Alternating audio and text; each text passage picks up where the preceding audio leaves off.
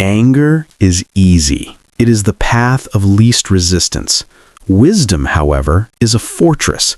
It is a structure built brick by brick, not in reaction to the world, but in preparation for it. The Stoics understood this better than anyone. They knew that we cannot control the actions of others, but we have absolute power over our judgments. The goal is not to never feel the sting of irritation. The goal is to train your mind so that your first response is one of reason, not rage. If you want to understand the difference between wisdom and foolishness, look at the difference between a reaction and a response. A reaction is automatic. It is the caveman brain taking over because it feels threatened. Someone insults you, and you insult them back. Someone cuts in line, and you yell at them. It happens so fast you barely feel like you chose it. That is because you didn't. You reacted. You were on autopilot. This is where language comes in. The words you speak are the gatekeepers of your mind. By changing what you say, you change how you think. In this post, I will give you 8 smart, simple phrases that act as a blueprint for that inner fortress. Keep reading until the end, because by the time we are finished, you will have the tools to turn conflict into clarity and provocation into peace. If this sounds like the kind of strength you want to build, hit that like button and subscribe to the channel right now. Let's build your walls together. 1. I am the master of my own mind. Let's be honest. How many times a day do you hand over the controls to someone else? A stranger cuts you off, and suddenly your blood pressure spikes, your day is ruined, and you're muttering insults for the next 10 minutes. You gave that stranger the keys to your peace of mind, and they didn't even ask for them. This is the opposite of wisdom. This is being a puppet with the world pulling your strings. When you say, I am the master of my own mind, you are cutting those strings. This is not arrogance. It is a declaration of sovereignty. It is the first and most important brick in your inner fortress, because without it, you have no walls at all. Marcus Aurelius, a man who had the power to destroy anyone who annoyed him, chose a different path. He wrote to himself, "The happiness of your life depends upon the quality of your thoughts." Notice he didn't say it depends on the quality of your boss, your traffic, or your critics. It depends on you. This phrase is your shield against the chaos of the outside world. When someone disrespects you, the initial sting is natural, but the moment you think, I can't believe they did this to me, I'm so angry, you have abandoned your post. You have let their action become your master. The wise person feels the sting and then immediately retreats to the fortress. They tell themselves, they said that. That is their action. My mind is my own territory, and I will not let them invade it. Using this phrase is an act of war against your own impulses. It is hard. It requires you to catch yourself in the moment your blood begins to boil. You have to physically pause and say it under your breath. But every time you do, you strengthen the walls. You prove to yourself that you are not a leaf blown about by every wind of opinion or provocation. You are a solid, self-governing individual. You are the master. And a master does not scream and rage. A master observes, decides, and acts with intention. Start claiming what is yours. 2. I will respond, not react. If you want to understand the difference between wisdom and foolishness, look at the difference between a reaction and a response. A reaction is automatic. It is the caveman brain taking over because it feels threatened. Someone insults you, and you insult them back. Someone cuts in line, and you yell at them. It happens so fast you barely feel like you chose it. That is because you didn't. You reacted. You were on autopilot. This is where language comes in. The words you speak are the gatekeepers of your mind. By changing what you say, you change how you think. In this post, I will give you 8 smart, simple phrases that act as a blueprint for that inner fortress. Keep reading until the end, because by the time we are finished, you will have the tools to turn conflict into clarity and provocation into peace. If this sounds like the kind of strength you want to build, hit that like button and subscribe to the channel right now. Let's build your walls together. 3. Is this truly within my control? Let me ask you something that might sting a little. How much mental energy have you wasted today on things you cannot change? Think about it. Did you spend time worrying about what someone else thinks of you? Did you get frustrated about the weather or the traffic or the line at the coffee shop? Did you replay a conversation from yesterday wishing you had said something different? If you did any of these things, you were fighting a ghost. You were wrestling with air, and you lost because you cannot win a battle against something that does not exist in your control. This is the single most practical lesson Stoicism offers, and it is devastatingly simple. There are things you control and things you do not control. That's it. That's the whole game.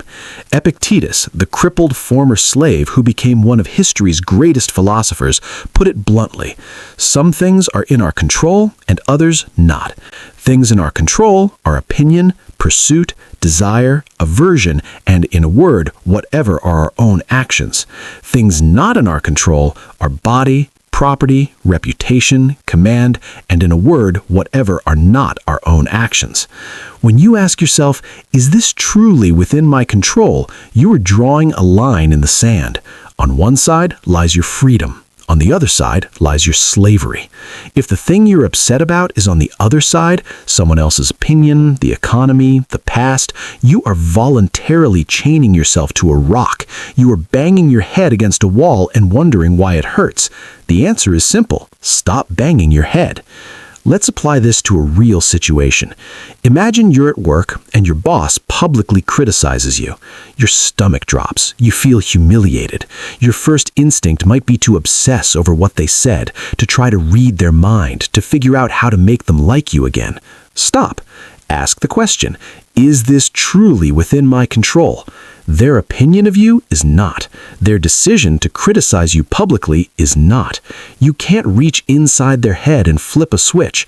But what is in your control? Your interpretation of the event is in your control. You can decide that their criticism is information, not a verdict. Your response is in your control. You can choose to listen calmly, thank them for the feedback, and later decide if it was fair. Your own character is in your control.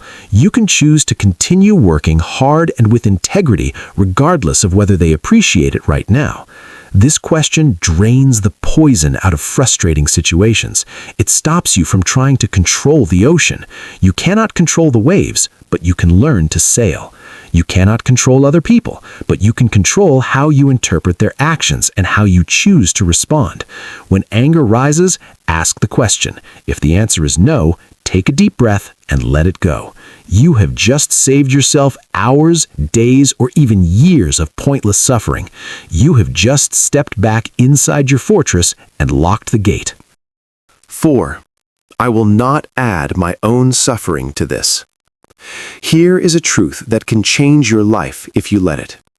Pain is inevitable. Suffering is optional. Life will hit you. That is a guarantee. You will get sick. You will lose things. People will disappoint you. Plans will fail. The pain of these events is real, and it is unavoidable. But the suffering, the endless loop of anxiety, the resentment that simmers for years, the catastrophizing, the why me, that is something you build on top of the pain yourself. And you have the power to stop building at any time. Marcus Aurelius saw this clearly from the heights of the Roman Empire. He had power, wealth, and status, yet he knew that none of it could protect him from his own mind.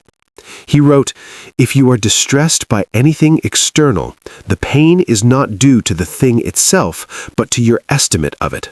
And this you have the power to revoke at any moment." Read that again. The pain is not due to the thing itself. It is due to your estimate, your judgment, your story about the thing. And you can revoke that judgment at any moment. This is what the Buddhists call the second arrow theory. The first arrow is the event itself. It hurts, and you cannot stop it from being shot. But the second arrow is the one you grab and stab yourself with repeatedly. The first arrow is getting a flat tire on the way to work. The second arrow is spending the entire drive screaming about how your life is unfair, how you never catch a break, and how this always happens to you. The flat tire cost you 20 minutes. Your reaction cost you your entire morning's peace. When you say, "I will not add my own suffering to this," you are making a conscious decision to drop the second arrow. You are acknowledging the pain without compounding it. If you are going through a breakup, the first arrow is the loneliness and the loss. The second arrow is telling yourself you are unlovable, that you will die alone, and that you were stupid to ever trust anyone. The first arrow hurts, but the second arrow is what destroys you. This phrase is a commitment to reality. It is saying, "Okay, this happened. It is unpleasant. I accept that. But I refuse to make it worse by feeding it with my thoughts." It's the difference between a small cut that heals in a few days and a wound you keep picking at until it becomes infected.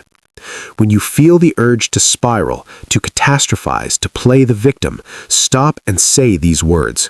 You have already been hit once. Do not hit yourself again. You are too wise for that. 5. I can endure this. We live in a culture that has confused comfort with happiness. The moment something becomes difficult, uncomfortable, or boring, we are taught to reach for an escape. We scroll our phones, we distract ourselves, we complain, we look for the easiest path. But here is the hard truth. A life spent running from discomfort is a life spent shrinking. You do not grow when things are easy. You grow when you are tested. And if you have forgotten that you are capable of enduring hardship, you need to remind yourself. "I can endure this" is not a phrase of passive suffering. It is not about gritting your teeth and hoping for the end. It is a declaration of your own capability. It is the voice of the part of you that has survived everything life has thrown at you so far. Think about that.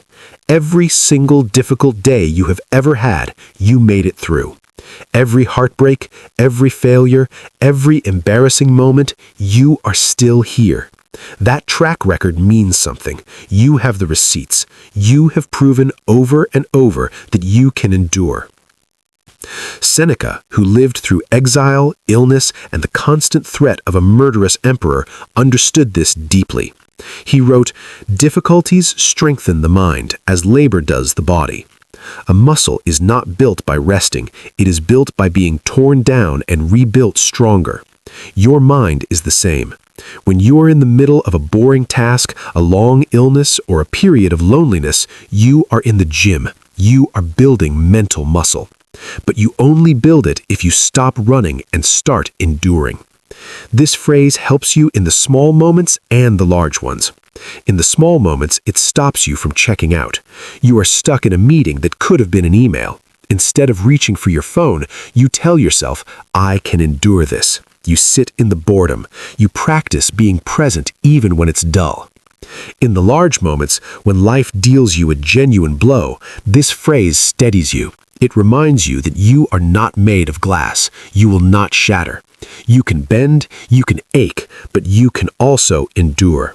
And when you prove that to yourself, you become a little bit braver, a little bit stronger, and a little bit harder to break. 6. What virtue does this situation call for? This single question can transform your entire experience of life. Most of us go through our days asking the wrong questions. We ask, "Why is this happening to me?" which leads to victimhood. We ask, "How do I get out of this?" which leads to escape. We ask, "How do I win?" which leads to conflict. But the wise person asks a different question entirely. They ask, "What virtue does this situation call for?" This question assumes that every event, no matter how annoying or painful, is an opportunity, is a test, and you have everything you need to pass it. The Stoics believed that the only true good lies in virtue, in qualities like wisdom, justice, courage, and self-discipline. They believed that external events are neutral. They are neither good nor bad. What matters is how you respond to them. Your response is where virtue lives. Marcus Aurelius captured this perfectly when he wrote, "Waste no more time arguing what a good man should be. Be one." He wasn't interested in theory. He was interested in action. Right now, in this moment, what does being a good person look like? Let's apply this to everyday life.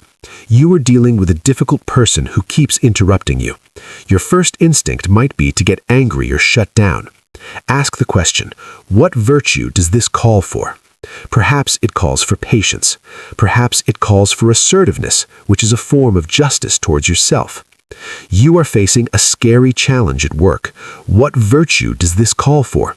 Courage. You are tempted to take a shortcut that feels wrong. What virtue does this call for? Integrity, self-discipline. This question shifts you from being a passive recipient of life to an active participant. It turns every obstacle into a training ground. The annoying person is not an obstacle to your peace. They are an opportunity to practice patience. The difficult task is not a burden. It is an opportunity to practice courage. When you frame life this way, you stop waiting for the universe to give you good circumstances. You realize that you have the power to create something good, virtue, out of any circumstances. And that is a power no one can take from you. 7. This too will not last forever. There's a strange comfort in knowing that nothing is permanent. Both the good and the bad are fleeting. When you are in the middle of a storm, it feels like it will never end. The anxiety, the frustration, the anger, it fills up the entire horizon. But the Stoics knew that time is the great eraser. Seneca reminded us of the fluid nature of life. Every day, every hour, change is evident. See that you steer your course accordingly. This too will not last forever is a phrase for perspective. When you are angry, it reminds you that the feeling will pass. You do not need to act on it because it is temporary. When you are facing a difficult period in life, it reminds you that this chapter will end. You have the strength to turn the page. It is not about minimizing the pain. It is about contextualizing it within the larger flow of your life. This phrase cuts through the illusion of permanence. Anger wants you to believe that this moment is eternal and all-important. This phrase tells the truth that you have been through many things before, and you will go through many things again. This is just one of them. It allows you to ride the waves of emotion without being pulled under by them. It gives you the patience to wait out the storm, knowing that the sun is still there behind the clouds and will eventually reappear. 8. I am exactly where I need to be. This final phrase is about acceptance. So much of our anger comes from resisting reality. We think we should be richer, more successful, or in a better situation. We look at the present moment as a mistake, a detour from where we are supposed to be. But the Stoics believed in living in harmony with nature, which means living in harmony with what is actually happening. Marcus Aurelius put it plainly: accept the things to which fate binds you, and love the people with whom fate brings you together, but do so with all your heart. I am exactly where I need to be is not an excuse for laziness. It is not saying you should not strive for better things. It is saying that for right now, in this moment, this is reality. To fight against reality is to lose 100% of the time.